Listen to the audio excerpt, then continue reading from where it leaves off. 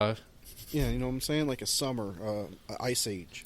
Oh, yeah, make it a nuclear winter. Oh, Yeah, get what if its we did gears that? going. Because Venus It's probably too close to the sun. And Venus is actually closer to Earth than Mars is.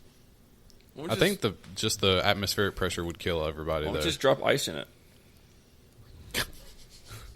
It's true. Just drop a pregnant woman down there. When she births a super Venus baby, it'll survive there. Start a new race. It's just sucking all the clouds. Just get a giant vacuum cleaner. Drop ice cubes on it. Okay, I And don't have think that would work in hindsight. Have metal umbrellas. Never mind. Metal umbrellas. If you stood on the surface of Venus in the brief moments before you evacuated your bowels and died horribly, you'd notice the gravity feels pretty similar. You just got to make it to the surface. That's cool. That's cool, dude. We're going to Cool. eventually get there. At least So it world says class will. in ancient past, the sun was dimmer and cooler than it is now, cool enough that Venus was much more similar to Earth with rivers, lakes, and oceans. They just got fucked. I guess we've sent a spacecraft. I guess we've sent a probe there. It says NASA's Pioneer spacecraft probed beneath the planet's thick clouds and revealed that there was once liquid water on the surface of Venus, and with liquid water, there could have been life on the surface of and in those oceans. And you never know.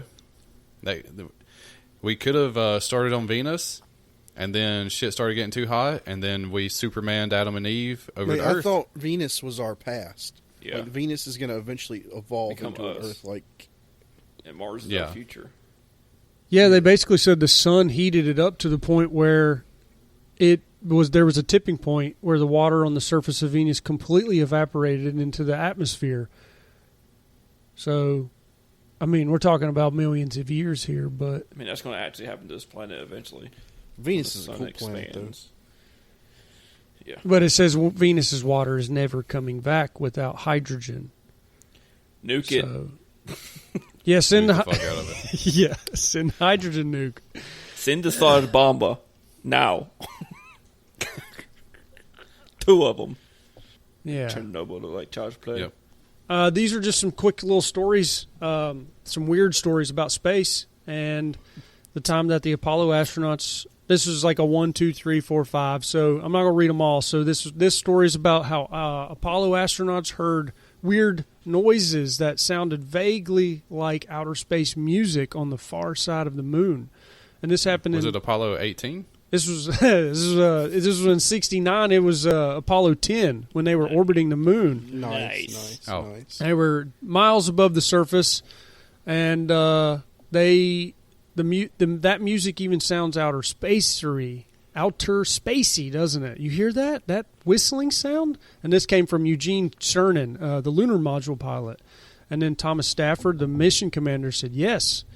So they went back and forth, kind of talking about this strange sound that they heard in space, and they never really concluded on what it could have been. They just basically conversated on hearing it, and Mission Control heard it too. So very strange there. There's another one where let's see here. These are kind of funny too. The time an astronaut landed off course and was found by a group of nomadic shepherds. And this one's kind of interesting because I imagine the nomadic shepherds, and it actually says in the story, they had no idea about the space program. They had no idea about astronauts. They had really big eyes, huge eyes. They finally realized we were human and not an alien, and they helped us. So this was the first Korean in space, was coming back from the International Space Station, and her Soyuz capsule had to switch to a backup method for reentry and ended up going off course by 300 miles. And so her name was Soyeon Yi. Yi was surprised to have ended up there. It was nothing compared to what the Kazakhstani nomadic herders who came across her and her crewmates must have felt. The shepherds helped out one of the crewmates, and they got her out of the Soyuz. Luckily, the crew were able to get in touch with the Russian Space Agency using a satellite phone, and they got picked up by a helicopter. Could you guys imagine the herders? They're probably like, Oh. This is pretty I mean, sweet. that's a They knew- different they- fucking world for them. They knew what's up. You think so? Yeah. No. I mean, it'd be like Indians, like They're seeing. probably like, I don't want to deal with this, but we live in a communist country, so I'm going to have to. I'm pretty sure they're the keepers of the truth. But, Kazakhstan? yeah. So this one's pretty This is cool. This was I a like- time I when like the one astronauts. The song. Because that's true. Mission Control, do you hear me? No, like, because like every planet has a different song, like a sound. Yeah, And some of them frequency. do sound like sounds. That's just or too songs. close to the control room. That's why you're hearing that noise. Oh, my bad.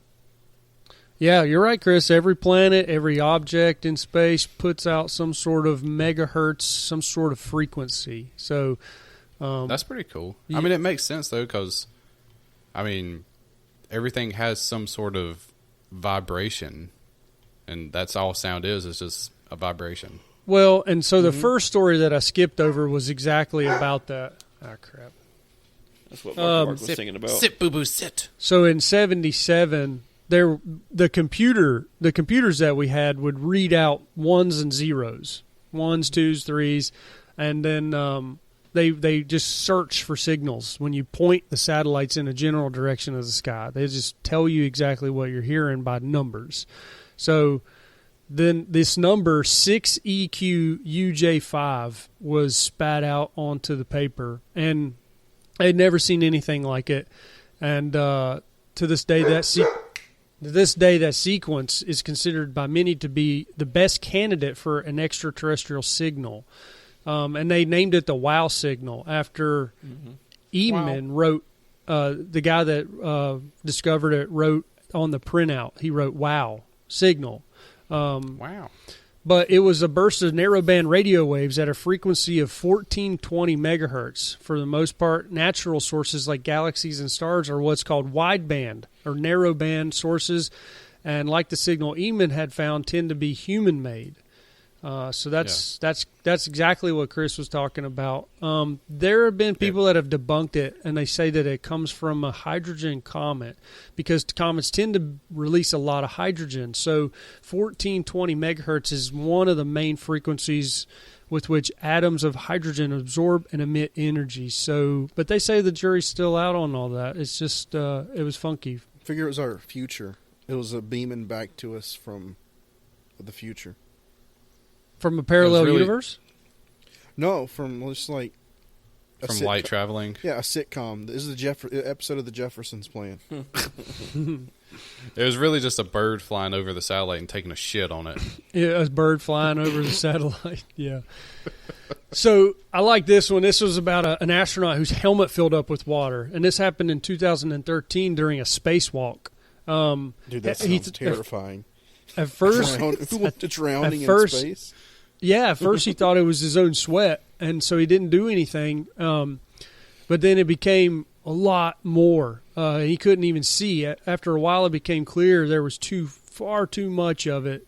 And so he tried.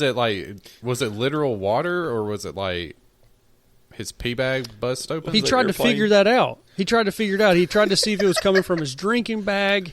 And, Striker. so this is what he said. I feel a lot of water on the back of my head, but I don't think it's from my bag. He followed up by saying the leak is not from the water bag. It is increasing.